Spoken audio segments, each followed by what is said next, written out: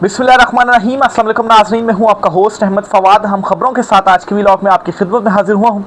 सबसे पहली बड़ी ब्रेकिंग न्यूज़ तो ये है कि गुज़श्ता 24 घंटों के अंदर कुछ ऐसी खबरें सामने आ रही हैं कि जिनसे ये तासुर बिल्डअप किया जा रहा है कि सुहेल आफरीदी ने शायद कोई डील कर ली है और इमरान खान साहब के साथ भी कोई ना कोई जो डील है ना वो इस वक्त चल रही है। ये तासुर क्यों दिया जा रहा है और एस्टेब्लिशमेंट इससे क्या हासिल करना चाहती है, कुछ अहम तरीन तफसीलात हैं आज की व्लॉग में। इस हवाले से मैं आपके साथ शेयर करूंगा और इस तासुर को पाकिस्तान तहरीक-ए-इंसाफ को या सुहेल आफरीदी साहब को क्यों ज़ायल करना चाहिए, ये भी बहुत ज़्यादा इंपॉर्टेंट है। दूसरी खबर यह है कि आसिफ जरदारी ने बिल आखिर सरेंडर कर दिया है और ख़बर अब ये आ रही है कि वो जो जजिस तकर्री वाली समरी थी उस पर आसिफ जरदारी ने सिग्नेचर कर दिए हैं, लेकिन ये सिग्नेचर उन्होंने एक अहम मुलाकात, और ये मुलाकात ज़राए के मुताबिक पिंडी वालों ने आसिफ जरदारी साहब से की और फिर उसके बाद आसिफ जरदारी ने ये जो समरी है इस पर दस्तखत किए हैं। इसको मैं सरेंडर क्यों करार दे रहा हूँ, अहम तरीन तफसीलात आपके साथ शेयर करूँगा। और ईरान अमरीका जंग के हवाले से भी एक बहुत बड़ी ब्रेकिंग न्यूज़ है। सितंबर के आखिर में इस जंग से मुतल्लिक एक बड़ी प्लानिंग की गई है। नेतन्याहू सितंबर के आखिर में एक बहुत बड़ा हमला प्लान कर रहा है ईरान पर। यह मामला क्या है, इस पर भी कुछ अहम तीन डिटेल्स हैं, वो भी आज की व्लॉग में आपके साथ में शेयर करूंगा। सबसे पहली खबर की जानिब बढ़ते हैं। गुज़श्ता 24 से 48 घंटों के दौरान मुसलसल इस तरह की खबरें सामने आ रही हैं और उन खबरों से ये तासुर बिल्डअप किया जा रहा है कि शायद एस्टेब्लिशमेंट ने सुहेल आफरीदी को कोई रिलीफ दे दिया, कोई डील हो गई है और इमरान खान साहब से भी डील की जो कोशिशें हैं वो तेज़ कर दी गई हैं, मुलाकातें हो रही हैं और जल्द डील जो है वो हो जाएगी। पहले तो मैं आपके सामने वो खबरें रखता हूँ, फिर मैं आपको बताता हूँ कि क्यों ये तासुर दिया जा रहा है और इस तासुर से हासिल क्या किया जाना है और PTI के लिए क्यों ज़रूरी है कि इस तासुर को ख़त्म किया जाए।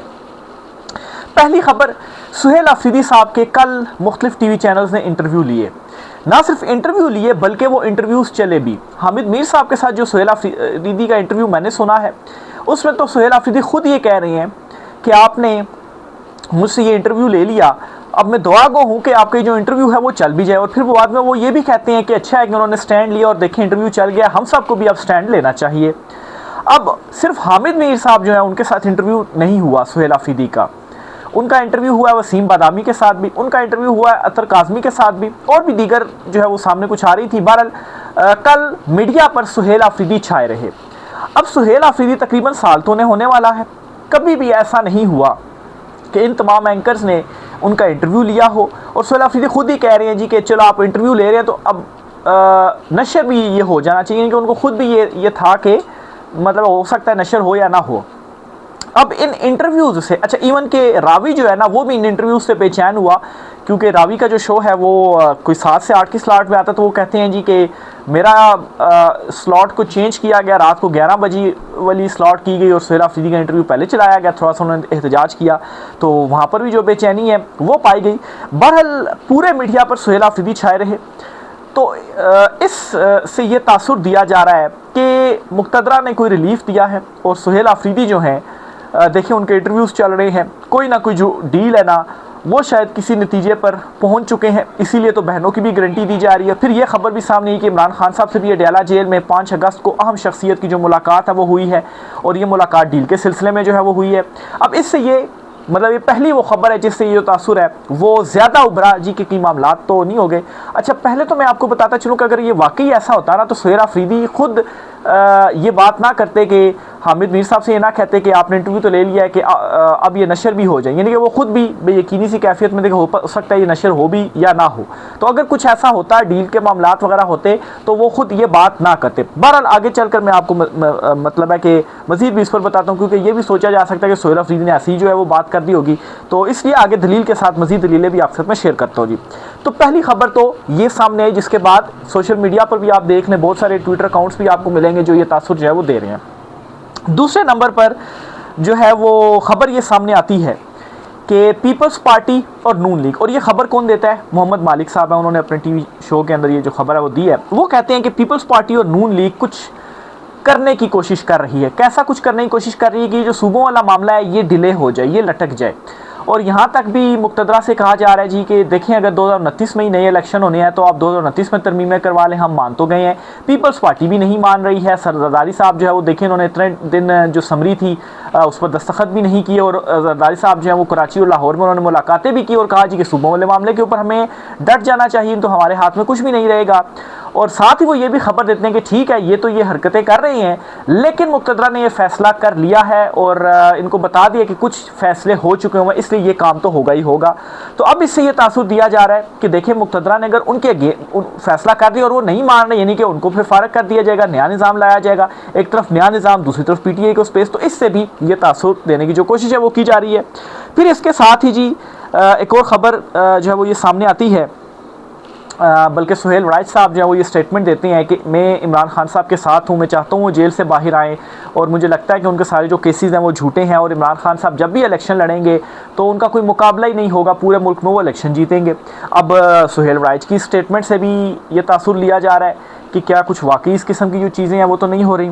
फिर इसी तरह से एक और बड़ी इंपॉर्टेंट खबर सामने आती है कि मरियम नवाज़ जो हैं उनसे किसान इत्तेहाद ने इस्तीफ़ा मांग लिया है, क्योंकि वो जो गंदम बाहर से मंगवा लेने वाला मामला था, इससे किसानों की जो गंदम थी वो सस्ती जाती, और पहले भी इस तरह के स्कैंडल आ गए हैं। तो किसान इत्तेहाद कहता है जी कि मरियम नवाज़ इस्तीफ़ा देनी तो ये मज़ीद जो है वो हम आगे नहीं चल पाएंगे। अब मरियम नवाज़ से इस तरह से इस्तीफ़ा मांग लेना और अचानक से ऐसे किसान इत्तेहाद जो है वो सामने आता है।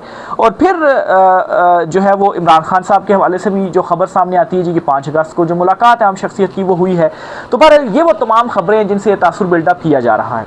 अब मेरी इसमें राय ये है, मैं ये समझता हूँ कि ऐसा नहीं है कि कोई पाकिस्तान तहरीक इंसाफ के साथ वो डील कर रहे हैं, क्योंकि डील अगर किसी ने करनी है तो इमरान खान साहब नहीं करनी है। बाहर की क़यादत से वैसे ही आप कुछ एक्सपेक्ट ना करें, वो तो कंप्रोमाइज़ हो चुकी है। जो कुछ उन्होंने बाहर करना था, तोड़ना था, सब कुछ वो कर चुके हैं। अब इनसे मजीद उन्होंने कंप्रोमाइज़ करवा के क्या करवाना है।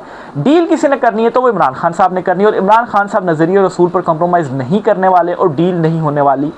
तो अगर नहीं होने वाली तो फिर ये जो तासुर है वो क्यों दिया जा रहा है। इसके पीछे कहानी मुझे ये समझ में आती है कि नून लीग और पीपल्स पार्टी से ज़ाहिर सी बात है जो उन्होंने फ़ैसले कर लिए हैं, उन्होंने वो अपना जो मकसद है वो उनसे मनवाना है, इसलिए ये तासुर दे के प्रेशर बिल्डअप किया जा रहा है कि भाई आप नहीं मान रहे तो फिर अब आप दूसरी तरफ ये देख लें कि हमने अब उनको स्पेस भी दे दी है, मीडिया पर भी वो उनके जो इंटरव्यूज़ हैं वो नशर होना शुरू हो चुके हैं, तो फिर आपके लिए मामलात गड़बड़ हो जाएंगे। तो मैं ये समझता हूँ कि शायद इस तरह से कि उनके ऊपर प्रेशर बिल्डअप करने की जो कोशिश है वो की जा रही है। और क्या मनवाने की कोशिश हो सकती है, ज़ाहिर सी बात है 28वीं तरमीम है जो सुबह वाला मामला, इसी पर वो उड़े हुए हैं, तो यही जो चीज़ें हैं वो मनवाने की जो कोशिश है वो हो रही है। फिर साथ ही साथ पीपल्स पार्टी के हवाले से भी एक खबर सामने आती है कि पीपल्स पार्टी जो हैं पहले तो उन्होंने वो समरी रोकी जजेस वाली, फिर उसके बाद जो अपोजिशन लीडर है महमूद अचकज़ई उनसे बिलावल ज़रदारी मुलाकात करना चाहते हैं। फिर पीपल्स पार्टी का जो वफ्द है वो बैरिस्टर गोहर की वालदा की वफ़ात पर उनसे ताज़ियत के लिए भी जो है वो गया, और उस दौरान उन्होंने एक अहम जो मुलाकात है वो भी की। तो यहाँ पर पीपल्स पार्टी अचानक से पीटीआई के ज़रा करीब होने की कोशिश कर रही है कि चलें वहाँ पर तो अब उन्होंने हमें लंबा डाल ही लिया है, तो अब हम मिलकर जो है वो उनका जो मुकाबला है वो करते हैं। और इस तरह की एक ऑफ़र जब इलेक्शंस हो चुके थे तो तब भी पीपल्स पार्टी की सामने आई थी कि हम और पाकिस्तान तहरीक इंसाफ दोनों मिलकर जो हुकूमत है वो बना लेते हैं, लेकिन इमरान खान साहब उस वक्त जो है उन्होंने भी इस ऑफ़र को, इस डील को जो है वो रिजेक्ट कर दिया था, क्योंकि इमरान खान साहब जो ये फॉर्म 47 वाले थे, इन इलेक्शंस को इमरान खान साहब वैसे ही कहते हैं कि मैंडेट चोरी किया गया तो हुकूमत बना लेते, तो फिर उन्हें इस सिस्टम को एक्सेप्ट करना पड़ता, तो वो ये चीज़ नहीं करना चाहते। तो बहरहाल जी ये इससे एटलीस्ट मेरी राय तो आ रही है कि, और फिर जिस तरह से पीपल्स पार्टी रब्ता कर रही है तो कहानी बीच में यही है, और मामलात इस वक्त सबके दरमियान फंसे हुए हैं। और मैं ये समझता हूँ कि ताकतवर हल्के जो हैं, जो मुक्तदरा है, वो भी इस वक्त डबल ट्रिपल जो गेम्स है ना वो करने में मसरूफ़ है। आगे चलते हुए जी एक और ख़बर आपको देता चलूँ, और ख़बर है आसिफ जरदारी के सरेंडर की। आसिफ जरदारी जो हैं उन्होंने बिल आखिर वो समरी के ऊपर दस्तखत कर दिए हैं। ज़राए के मुताबिक गुज़श्ता रात रावलपिंडी से चंद लोग जरदारी साहब से मिलने आए, खसूसी पैगाम दिया और सारी समरियाँ मंजूर हो गई। सईद बलोच साहब है, उन्होंने ये जो दावा है वो किया है। तो बहरहाल ज़्यादा देर तक ये स्टैंड नहीं ले सकते, इसलिए इन्होंने पीटीआई से भी रब्ता कर लिया था। इनको मालूम है कि हम तो वैसे ही फॉर्म 47 के हैं, केसेस वगैरह मतलब है फिर खुल जाएंगे और हम जो है वो उनके सामने स्टैंड नहीं ले पाएंगे, तो फिर बेहतर यही है कि सिग्नेचर कर दें। पिंडी से मुलाकात होगी है तो फिर एट द एंड सिग्नेचर उनको करना पड़े। आखिर में जी जो अमेरिका और ईरान जंग है, इस पर बड़ी इंपॉर्टेंट डिटेल्स मैं आपके साथ शेयर करना चाहता हूँ। बल्कि सबसे पहले मैं आपको ये जो खबर है ना वो देता चलूँ, और ये जो दावा है आपके साथ मैं शेयर करता चलूँ, फिर इसको ज़रा एनालाइज़ करते हैं। ये जी दावा किया गया है कि 27 अक्टूबर को इसराइल में इंतखाबात हैं। नेतन्याहू ईरान के ख़िलाफ़ जंग हारने की वजह से इलेक्शन हार रहा है। नेतन्याहू सितंबर के आखिरी हफ्ते में अमेरिका के साथ मिलकर ईरान पर दोबारा हमला कर सकता है। इसका ख्याल ये है कि ऐसा करने की वजह से वो इलेक्शन फिर से जीत सकता है। अब सवाल ये है कि क्या वो जो हमला है वो सितंबर के आखिर में होगा, कब होगा, और सुहेल अफरीदी की जो तारीख है 27 सितंबर वाली, वो भी इस एतबार से देखा जाए तो बड़ी इंपॉर्टेंट होगी। अब नाज़रीन, ये साजिश तो थी और ये बात भी अब एस्टैब्लिश हो चुकी है कि अमेरिका नेतन्याहू दोनों, ट्रंप नेतन्याहू दोनों, ये जंग बुरी तरीके से हारे और दोनों फेसेस में ईरान ने डट कर ना सिर्फ मुकाबला किया बल्कि ग्राउंड में इनको ज़िल्लत आमेज़ जो शिकस्त है ना वो दी है। अब इवन के अमेरिका के अंदर अवाम खिलाफ होगी ट्रंप के कि आपको इस जंग से निकलना चाहिए। अब ट्रंप इस जंग से निकलना चाहता है, वो भागना चाहता है इस खित्ते से। नेतन्याहू के लिए मसला ये है कि एक तो वो जो ग्रेटर वाले उसके अज़ाइम है उसको धचका पहुंचा है, और दूसरा ये कि अगर वो इलेक्शन हार जाता है तो फिर उसके बाद कैसे अपने अज़ाइम को, हुकूमत में नहीं होगा तो कैसे उनको जो है वो आगे ले जा सकता है, उनको पूरा कर सकता है। तो उसके लिए ज़रूरी ये है कि वो, मतलब है कि ये जो जंग थी ना उसके लिए जीतना ज़रूरी थी ताकि वो अपने उसके अंदर इलेक्शन की जो कंपेन है वो कर सके, लेकिन वो हार गया। अब नाज़रीन, पिछले दिनों भी ये खबरें जो है वो सामने आई, कुछ आलमी मीडिया के ऊपर भी तजिए पेश किए गए, चीज़ें जो है वो रिपोर्ट होती रही कि अमेरिका और नेतन्याहू, ट्रंप या नेतन्याहू जो अभी निकले हैं या इन्होंने जो अभी हमले रोके हैं, ज़ाहिर सी बात है कोई मुज़ाकरात तो हुए नहीं, ना ही जो पहले वाला MOU था उसके बाद तो कोई MOU नहीं हुआ, तो फिर आखिर इतने दिनों से ये जो जंग रुकी हुई है इसके पीछे क्या कहानी है?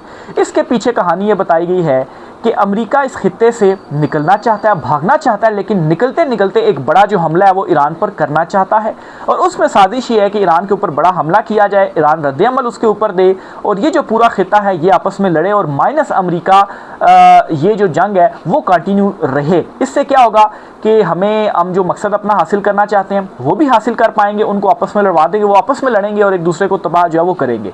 लेकिन इस मकसद में भी नाकामी इस वजह से हुई, इवन कि ये जो मुआहदा भी हुआ, इस मुआहदे को भी ये करार दिया जाता रहा जी कि ये तो अमेरिका के ही हक में मुआहदा है, लेकिन इस मुआहदे में तुर्की पहले मौक़िफ़ अपना दे चुका है जी, किसी मुल्क के ख़िलाफ़ ये मुआहदा नहीं है। फिर पाकिस्तान के जो वज़ीर ख़ारजा हैं वो भी पहुँचे हुए हैं, ईरान के वज़ीर ख़ारजा से वो मुलाकात करते हैं, ईरान की जो ये जो मुआहदा है इसकी कुछ शिकें में जो है वो उनको बताते हैं। ज़ाहिर सी बात है उनको भी ये बताने के होंगे कि ये मुआहदा आपके ख़िलाफ़ तो नहीं है, क्योंकि इसको ईरान के ख़िलाफ़ ही समझा जा रहा है।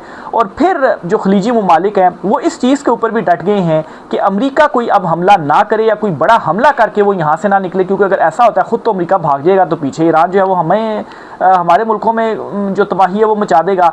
तो जो खलीजी ममालिक हैं वो भी इस मामले में डट गए हैं। तो अब नाज़रीन, ये ओवरऑल आपको मैंने सारी जो कहानी है वो बयान की, इस तरफ क्या सोचा जा रहा है और इस तरफ क्या जो मामलात हैं वो चल रहे हैं। अब कोशिश तो बिल्कुल ये की जा रही है और ये जो हमले रुके हुए हैं उसके पीछे भी कहानी यही है कि इसी वजह से ही रुके हुए हैं। तो अब नेतन्याहू ये कोशिश करना चाहता है कि चूँकि 27 अक्टूबर को इंतखाबात हैं और वो उसी सूरत में जीत सकता है कि उसके पास कोई एक ऐसी जीत उसके पास हो कि देखें हम तो ये जंग जीत गए हैं, जो कि अभी तक उसको नहीं मिली।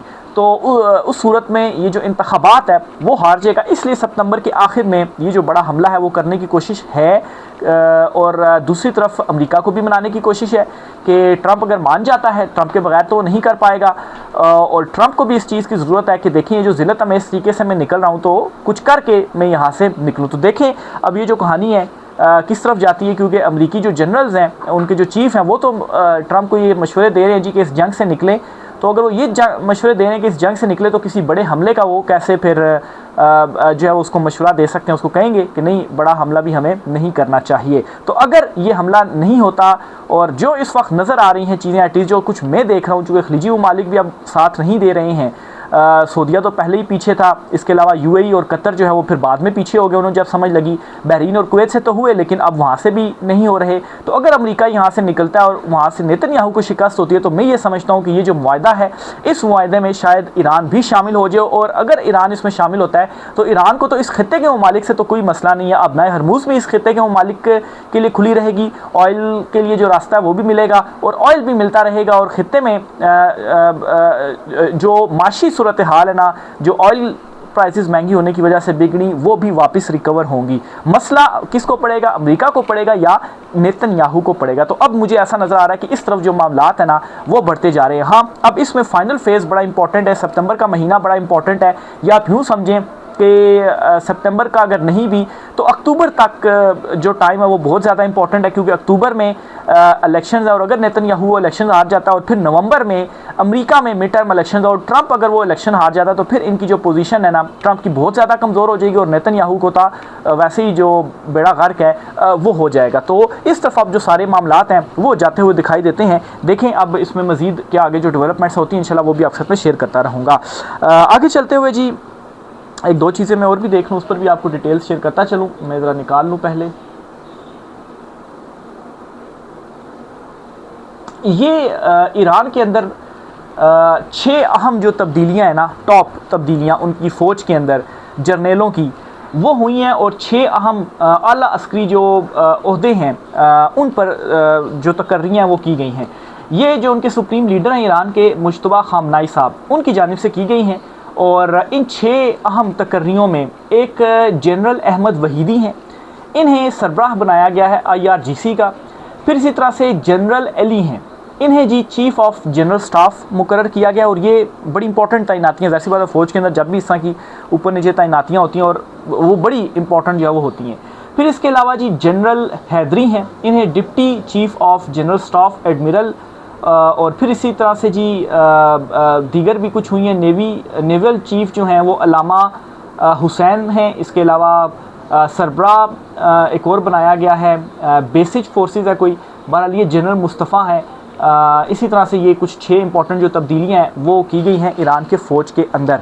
तो इसको इसी तनाजुर में भी देखा जा रहा है और ख़ास तौर पर एक ये मौक़िफ़ अपनाया जाता है कि जंग के दौरान मतलब है कि कोई तब्दीली नहीं होनी चाहिए आला क़यादत में, लेकिन यहाँ पर तो उन्होंने पूरी 6 की 6 जो तब्दीलियाँ हैं वो कर दी हुई हैं। और फिर इसके अलावा जो मुश्तबा खामनाई हैं उनकी एक वीडियो भी रिलीज़ की गई है और कोई 15 सेकंड की गालबन वो वीडियो होगी जिसमें उन्हें दिखाया गया कि वो बिल्कुल सही सलामत है। अलबत्ता मुझे ये शक पड़ा है कि क्योंकि वो वीडियो एक एंगल से ली गई है तो शायद उनका जो दूसरी साइड है वो अभी भी शायद ज़ख्मी हो, क्योंकि वो ज़ख्मी तो थे। ये तो उनके हवाले से ख़बर सामने आ गई थी कि एक साइड उनकी ज़ख्मी है, लेकिन जिस तरह से वो बैठे हुए हैं और उससे ये मतलब है कि पता चलता है कि अगर वो ज़ख्मी हैं भी तो बहुत ज़्यादा हद तक उन्होंने रिकवर कर लिया है और अब इस पोजीशन में हैं कि वो दीगर जो एक्टिविटीज़ वगैरह हैं वो कर सकते हैं, यानी कि बेड के ऊपर फ़िलहाल वो नहीं है। और फिर ऊपर से उनकी जानिब से जो तब्दीलियाँ की गई हैं ये भी बहुत इंपॉर्टेंट हैं। तो आज की व्लॉग से इतना ही। राय का सारे सवाल से आपने ज़रूर करना है।